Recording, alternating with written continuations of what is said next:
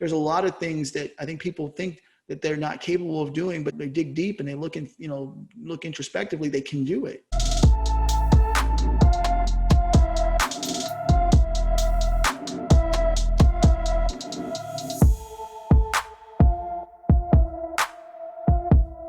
Brian, thank you so much for jumping on the podcast. I'm so happy to have you on the show. Thank you. Thanks for having me. I really appreciate being here.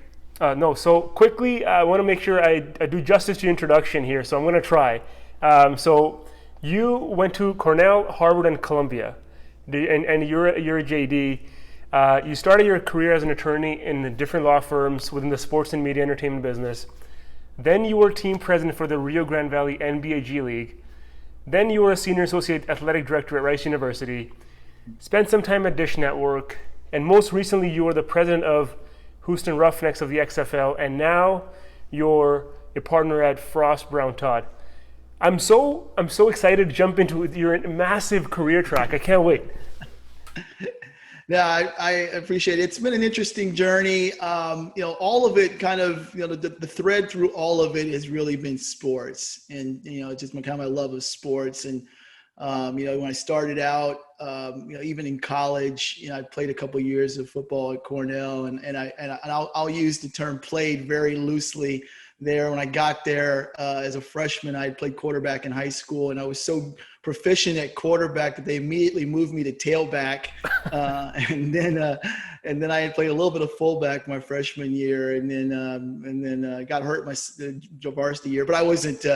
I didn't have much of a chance of making varsity or playing on varsity. I was on varsity, but I got a duplicate jersey my sophomore year, and back then, in the late '80s, early '90s, it wasn't like it is now where players on offense and defense wear a duplicate jersey. Yeah. It meant that my chances of getting on the field were pretty slim. So, but it really, I've always had a love for sports. I played obviously since I was a kid and played in college. And then, I kind of thought that I wasn't going to get, I thought I was going to go into government or, into law and government. And that was my track. I thought that that's where I was headed, but I had a great passion for sports. And it wasn't until I got to graduate school that I kind of ran into some folks and some mentors of mine that said, look, you need to follow your passion. And if that's what you really want to do, then follow that passion in sports. And so I was fortunate enough to work on some projects. When I got to Harvard, I worked on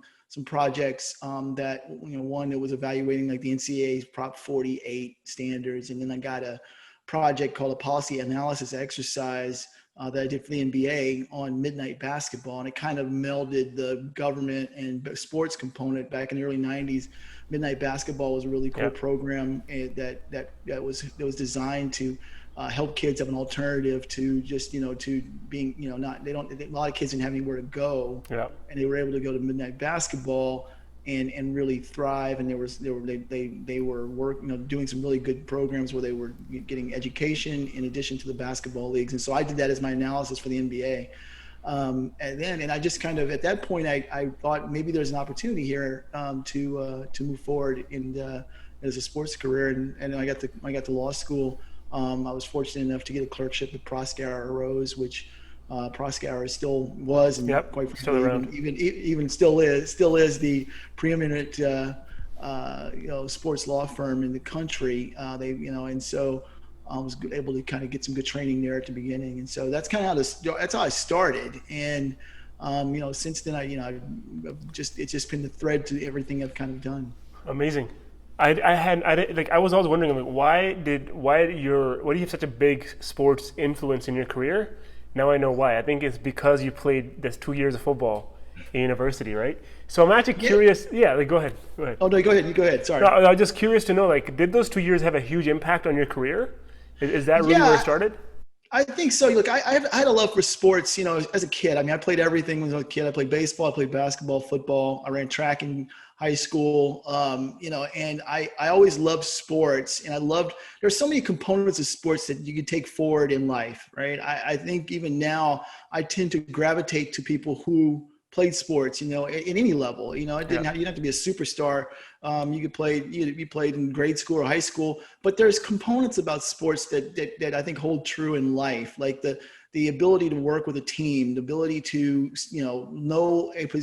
everybody had a position and a role, right? And that they, in the teams that worked well, you learned at an early age on how to help others, how to, recognize what other people were doing and have an awareness of a team mentality. And I think those are life skills that could carry forward into the working world. And I find myself, when I see people who had that sports background, I always think, okay, these are individuals that, and most of them are relatively, and they're also pretty hyper focused, right? They want to succeed. They have a competitive spirit about them. And I think that's it. All those qualities, I think, kind of lend itself to, to success ultimately, hopefully in the working world as well. And so those things definitely impacted me going forward. My sports experience certainly was a catalyst for it, because I just developed a passion for the product, basically. I mean, a lot of folks, they're like, I love sports. I want to play sports, but then their career ends because, face it, university football, 5% folks make it to the NFL, CFL. 5% of those stick around for more than 2 years, right? Just right off the bat, how can these folks actually apply the skills that they've learned in business? Because a lot of times I see a lot of these guys that I played with me as well, they kind of just give up on life because it's like sports is over, right? Yeah, and that's it's very interesting. I mean, even in the sports industry, right? When I first was in college, I thought I wasn't going to be able to do anything else in sports, right? I'll start with just sports in general, and then in broad industry in general. But in sports, generally back in the early '90s, if you were either a former player or a coach, right? And those were kind of the routes that you took. And you mostly former coaches and former players were working in college athletic departments. Mostly former coaches and players would move up through front offices and teams. And it wasn't necessarily a path that I knew about, at least. That was my knowledge level. And I was fortunate enough when I got to grad school and law school, I found out that there were lawyers who were representing and agents and people like that. And I said, okay, there's other work outside of it. And as I got more into the industry, I noticed that there were other peripheral jobs, working with companies who had sponsorship deals, working with marketers, working, with financiers who help put deals together. And so there were a number of different things that impacted the sports industry that, you could move into. I think that with former players, I think sometimes it is difficult. I spent, 11 years as a sports agent, representing players as well. And yeah, there's a point in time where, for everybody, like for me, I was 19 when my playing career was over. Coach sat me down and said, look, I messed up my shoulder, and I was not going to be playing, I wasn't going to be going farther in football. And he was, he basically pulled the Band-Aid off the scab and said, look, this is it for you. You're not going to play varsity football. You will never start here.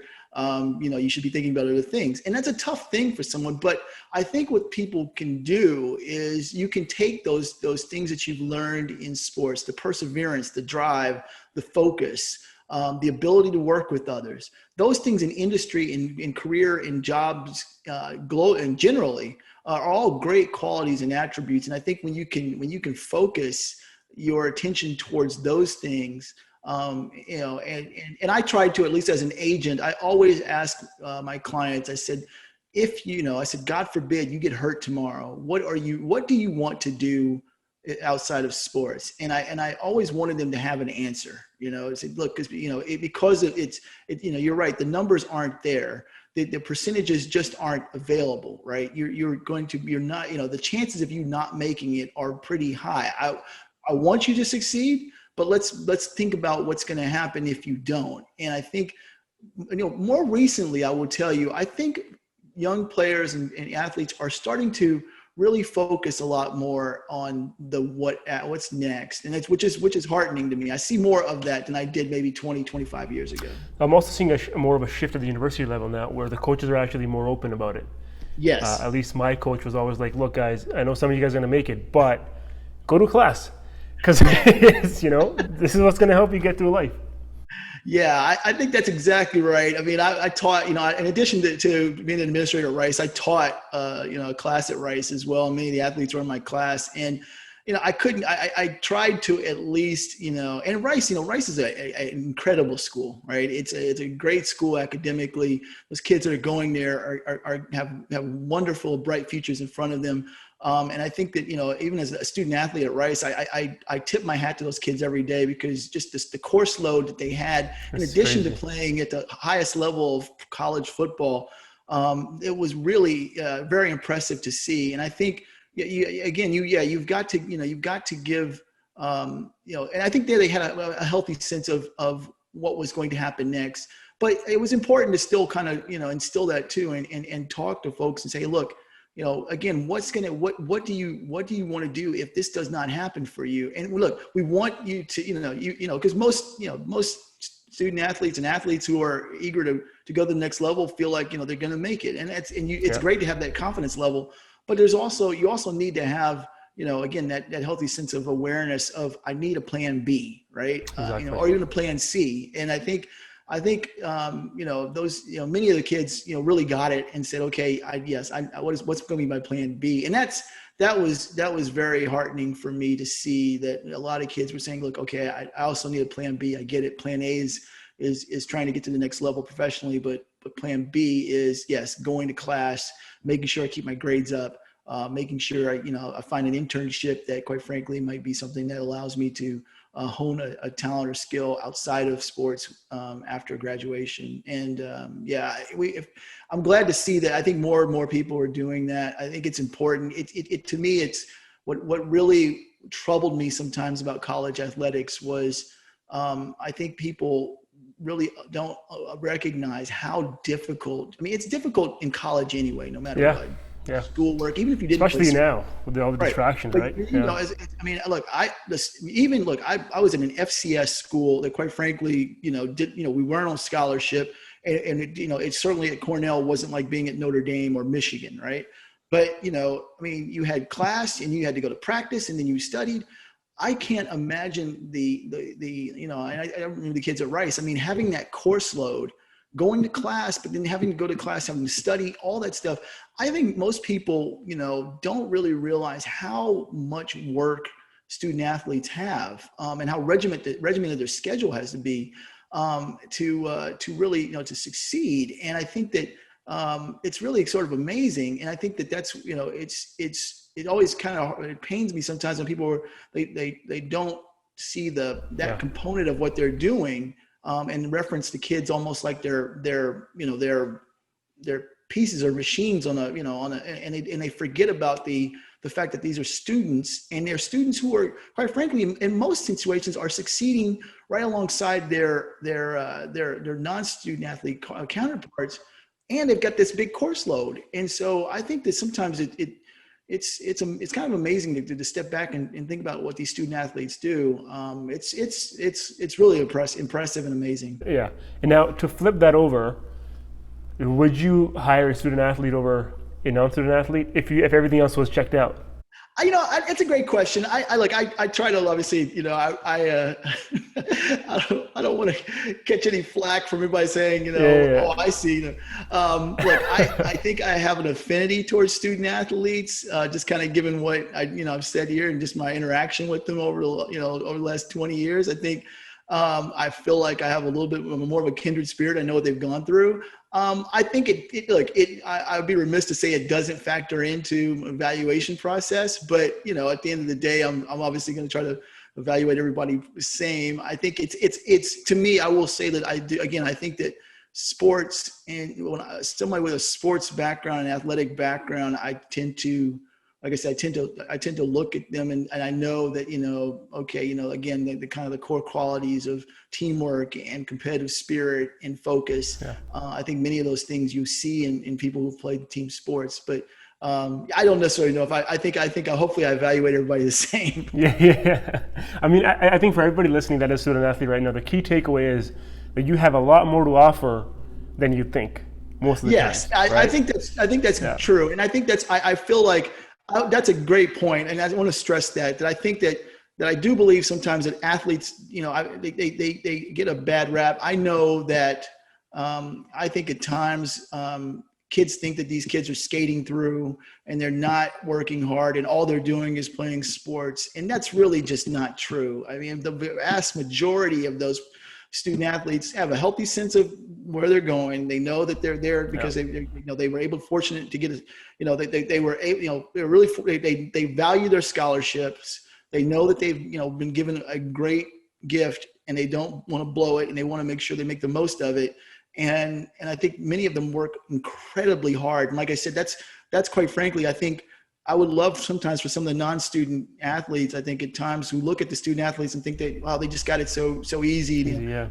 Just take a day in their shoes and have to go to class, then to practice. And it's a lot of work. And so, yeah, I think that's the core takeaway is student athletes have an incredible amount of things to offer to outside of the in the working world, and I'm really hopeful to the extent that a student athlete or former student athlete doesn't feel that way, that they absolutely should not feel that way. They should definitely feel that they have been they've worked very hard to get where they're at, and they shouldn't, no one should take that for granted. Exactly. From your time as a student athlete then to your entire career, Brian, really curious to know, what is it that allowed you to succeed and always make progress when a lot of others that started off with you perhaps hit a ceiling? What would that be? I appreciate that. I think I think that there's a lot of folks, I always think I'm still trying to grow, still trying to evolve myself. And look, it has, the sports industry it's a tough business, and you got to have you got to be a little nimble, but you also got to be, you got to have your perspective. And I've told folks, it's not a straight line path. You kind of go and you do things that, I always tell folks, I said, look, don't necessarily do what I did, but kind of here's my advice, which is kind of lay out the path that you want. I did not do that. I kind of, I think, at times I kind of shifted and moved to where there was opportunities or worked in things where, I thought, well, maybe I'll start out, I started out as an agent, and I thought that I would continue to do that. I mean, the agent work is incredibly hard. I mean, it is a challenging part of the sports industry. But I then kind of found my niche in negotiating, sponsorship deals. And I really enjoyed doing that, the marketing and sponsorship component of it. And then I really found, what I really loved doing was, when I became president of a team, I just putting those things together and kind of filling into that. So I think that, I wouldn't say that I think that others have, I think hopefully others haven't hit ceiling. I hope others haven't felt like they have, because I think, everybody can continue to push and persevere and move forward. And there's always going to be challenges. I mean, look, this year, we were 5-0, thought we were going to be winning a championship, and all of a sudden, it's COVID-19. Yeah. So you never know what can happen. And I think it's just kind of what I kind of would, advise everybody out there is that, don't ever give up. I think, and there's always feel that there's another option. I think that's how I always try to approach any kind I'm kind of doing with deals or just with anything, to say, look, just, let's see if we can't get to a maybe, right? And that's where, I think that's kind of the key is not feeling like you are, that, okay, it's just foreclosed to me and there's nothing else I can do about it. I think that, always feel like that, like, there's room to grow. I mean, like I said, I feel like there's always things that are out there that can be done differently. So that's kind of how I've approached what I've done, and hopefully I'll continue to do it that way. Amazing. You mentioned sports agent. What was some of the key learnings that you took? It was an extremely hard job. I know a lot of people, it's crazy. Like, people just can't make it. It's hard. What was the key takeaway you took from there that allowed you to then move on?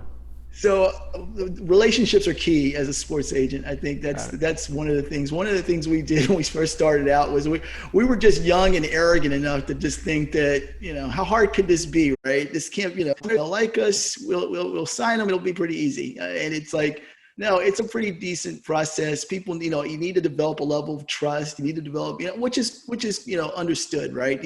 You're going to be guiding the life of a young man or woman, and through a professional career, and giving them advice. You have to they need to be able to trust you and know that you're going to do right by them. And I think that takes time, and developing that takes time, and developing relationships, quite frankly, with coaches, with people in the front office, so that people know who you are and know what you're about. And so that was kind of the bigger takeaway for me, was that, it was that, there's some really great agents out there, right? They really care about what they're doing, the quality of level that they give just to the practice. And it shows that with how they treat their clients, and how their clients, and how their clients are perceived as well. And so that was the biggest thing for me, is, relationships, building that foundation of, that this is and in general, just making sure you kind of doing the golden rule, right?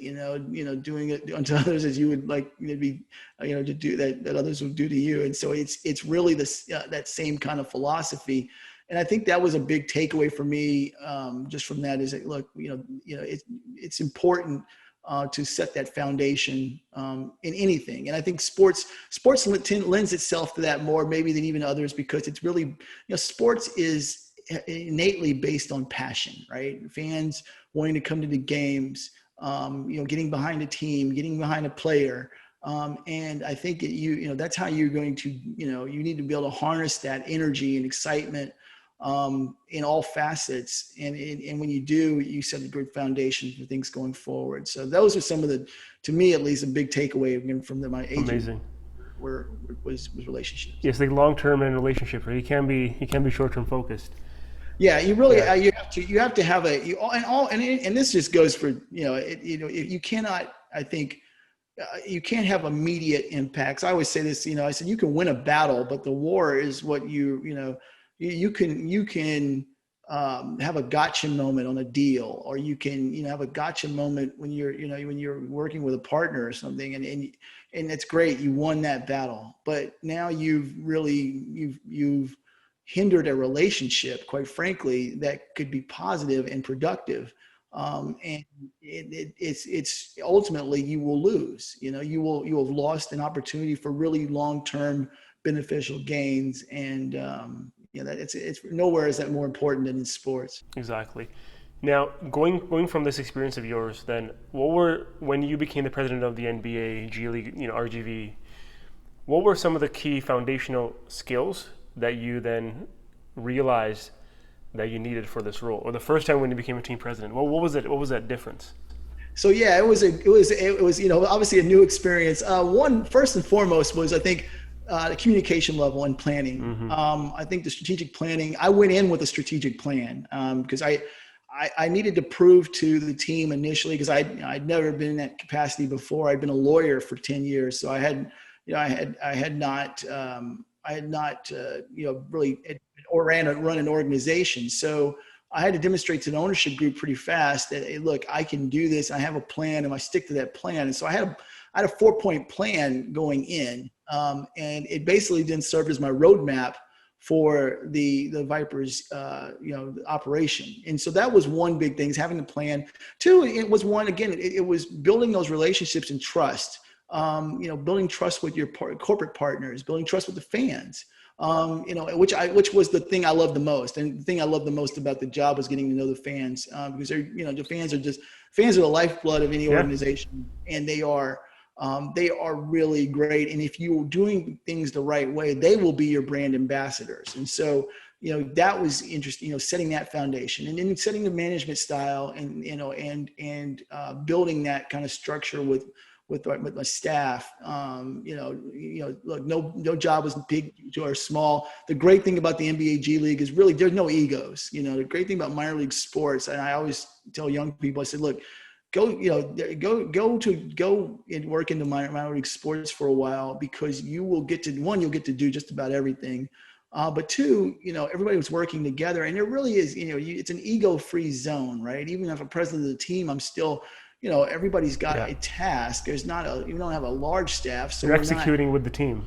Exactly. We're doing everything that we can. We're setting up the merch tents before the games and putting up the ads in the stadium. And it was great.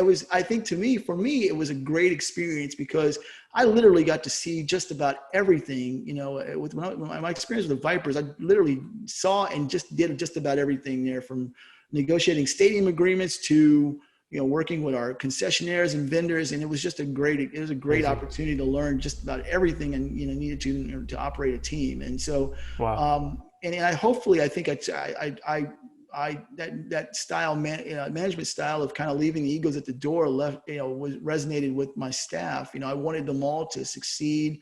I told them, just like the players, I said, look, I hope, your goal is to get to the next level. And, those were my kind of three having a plan, communicating it, and then having that management style were my three major things that I really kind of brought to the table and honed on when I was at RGV.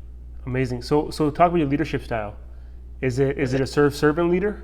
Yeah, absolutely. Look, I think you have to be, have to be like that. One of the things I think that I told my staff when we had the stadium, for example, I said, look, the stadium is our house for 3 hours or 4 hours, the time that we're here for the basketball game.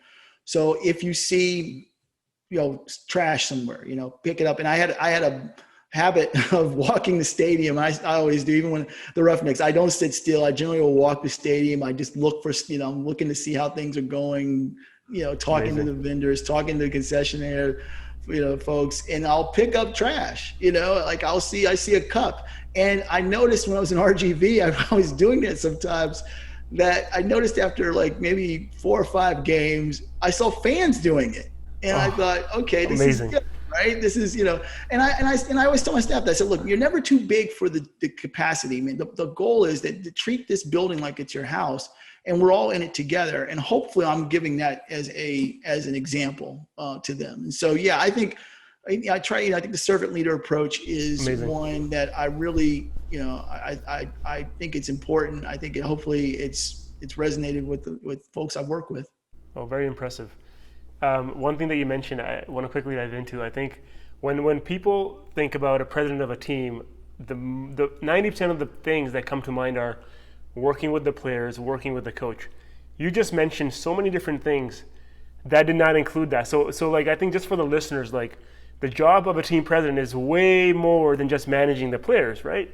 Yeah, and there's usually there's a distinction too. Most teams, most pro teams have a distinction. There's a business side and there's a sports operations side. So usually most teams have a team president and then they have general manager. And so both of those jobs generally funnel up to the owner. And so, the president handles the business side of the team, and then general manager handles the team. Now, my first year at RGV, I actually was president and general manager. So the coaches technically reported to me, although, I told them, look, I trust your judgment. And my only caveat to them was, unless there's something that financially impacts our team, if something happens where I feel like there's a player issue that would impact our perception of our team in the community, then I will step in. And I had to do that a couple of times. We had a lot of great guys down there, and it wasn't anything they had done, just some things that we had to, I think I talked to the team like twice, where I just said, look, everyone, people see, you are you're subjects of attention here, in the market, and you just got to make sure you recognize that, and that there's long-term impacts. There's impacts, on the team. There's impacts on our business. There's impacts on our ability to sell tickets. And I think sometimes being able to sit down with the guys and saying, hey, look, recognize that, they get it, they understand it. And I think especially with the Roughnecks and the XFL, those players really got it, because they were trying, one, they recognized they had a brand to protect. And they also recognized they wanted to get to the next level. And so, that conversation is pretty quick. But generally, I work with the GM of the team, and then we funnel up to the owner. So, I don't necessarily, I will be involved in some player personnel decisions, or some things that reflect business operations. I was with respect to the Vipers, less so with the Roughnecks. But for the most part, my goal is to sell tickets and sponsorships and get people in the building. Amazing. So how did the XFL experience come to life? So walk me through that whole journey. So I was back as a lawyer. Actually, I was splitting time between Denver and Houston as a partner at a law firm, Lewis Brisbois, and I got a call about the opening in Houston. Someone had recommended me for the position and had reached out to their recruiting group, and they called. And I thought it was a great opportunity. I mean, like I said, I love what I've done with the Vipers. I love being a team president. I had great meetings, and then a month and a half later, I'm in Houston, and we don't even have a nickname at the time. We were XFL Houston, and I'm employee number one, and, wow. And so we got about 10 months to build a brand, and and a staff and a team, and find office space, and it was really from scratch. It was we had to get an office, we had to, we hired staff, and we hired it. We finally, in 10 months, we got an office up and running. We started, we got a nickname, obviously. We got 30 people in as staff members. We got a larger group for game day staff. And then we had to go out and sell tickets. And it was incredibly an amazing experience to see. I had come to the Vipers in year 2, so I didn't have any of the kind of the first, these first, we didn't necessarily have. Now, we did a great deal with the Rockets and kind of rebranded ourselves and did some things there that were some first, but not like we had in Houston, where we're literally building, building a team from the ground up. And I think at the first couple fan events, we had like maybe 20, 25 people. Again, we didn't have a name yet. So, and then we had our brand launch. And then, like I said, we started selling tickets in October for February kickoff. And so, I was just amazed. I had incredible staff. I mean, they were just fantastic. I had incredible staff at RGV too, but my staff in Houston was just, I couldn't say enough about them. They were just really amazing. And, for us to get to February 8th and have 18,000 people in the stadium was just a bit overwhelming. There was a moment where we were, I was with Bert Emanuel.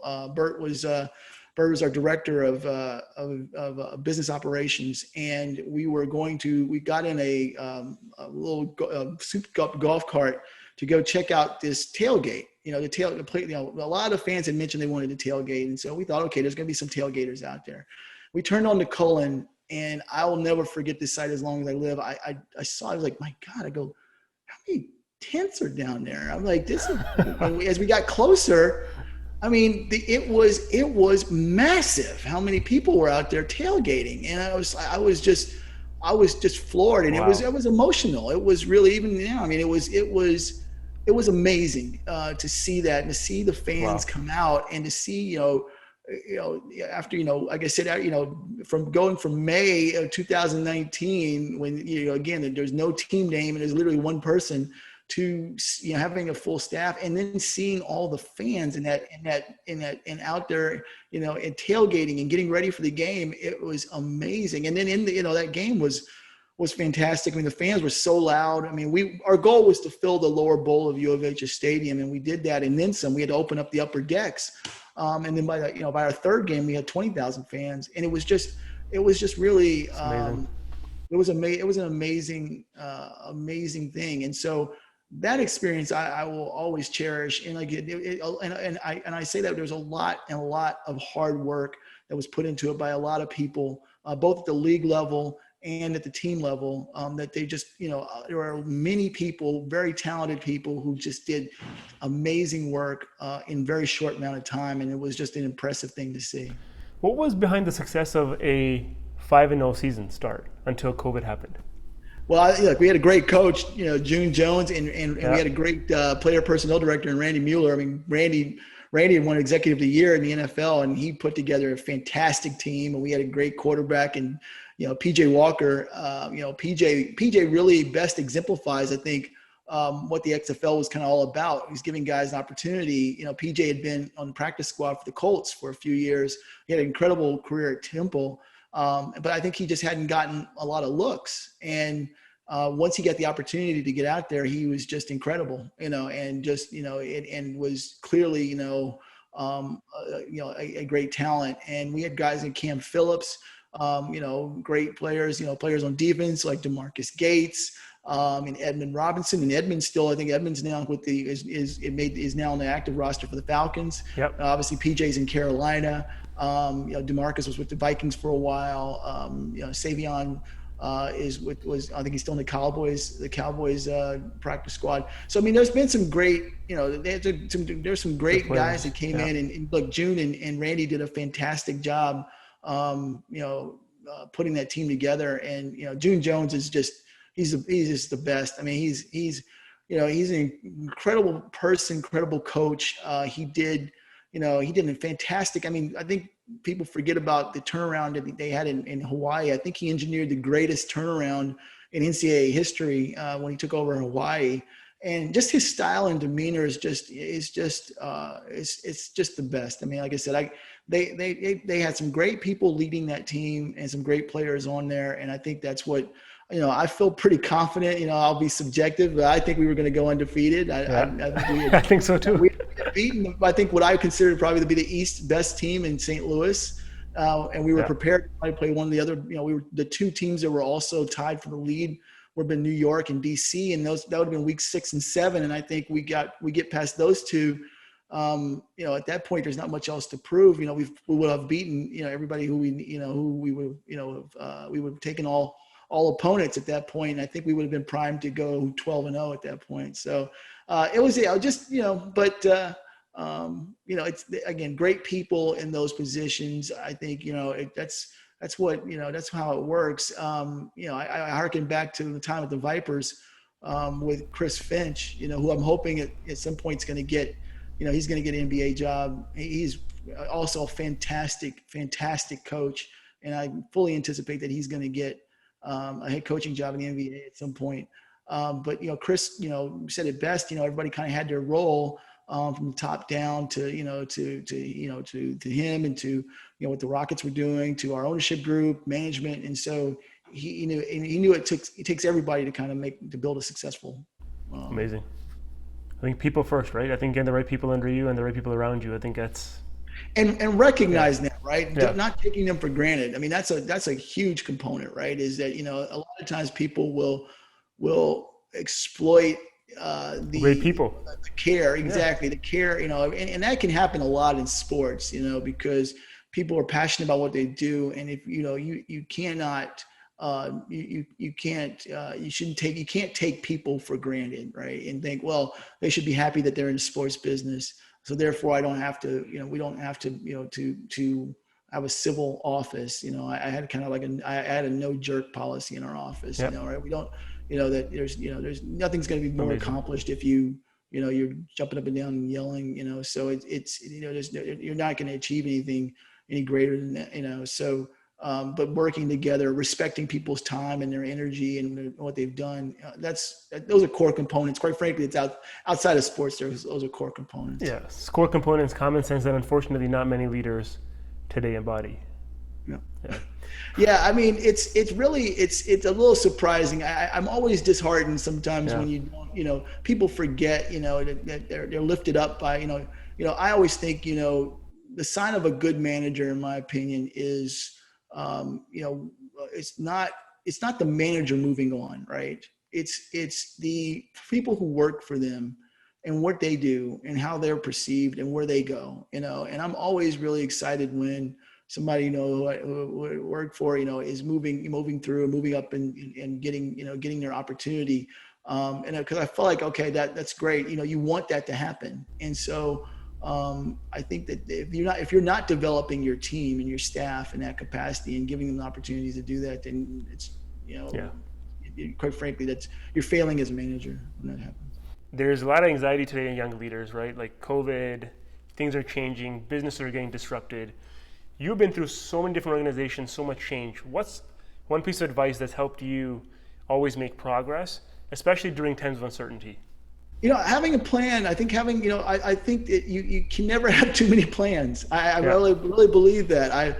I want to have a plan A, a plan B, and a plan C, and maybe D, E, and F if necessary. And I think that's where, I think you gotta have that ability to pivot and have flexibility. I think it's important, and I think having that kind of contingency plan in place. And look, that's not always been the case, right? And I think that's learning from experience.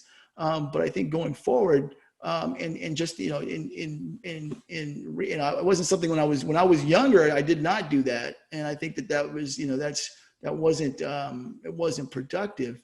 I think that over time, I think that was a big component, and I think there's a lot of things that I think people think that they're not capable of doing, but they look, they dig deep and they look introspectively, they can do it. And I think building out that plan and saying, okay, look, here's path one, but if I don't get that path, then let me move to path two and have that available. I think that also gives people a comfort level that they can strive a little bit harder when they're not, just like anything, right? If it's like in golf, right? Everybody thinks they can sink that 3-foot putt, but when I tell you and I whisper in your ear that you need to sink that 3-foot putt in order to get $6 million, now pressure's on.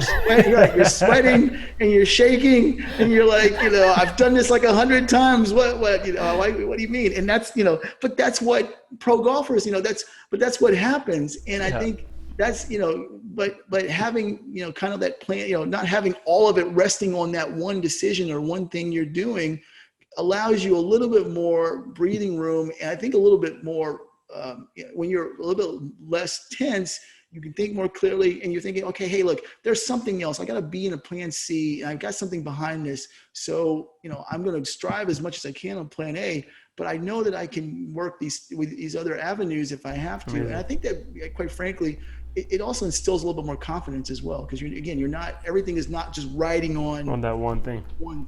So that's Amazing. Kind of what I think that's, again, I haven't done it. I have not done it perfectly in life, but that's kind of where I'd strive to be.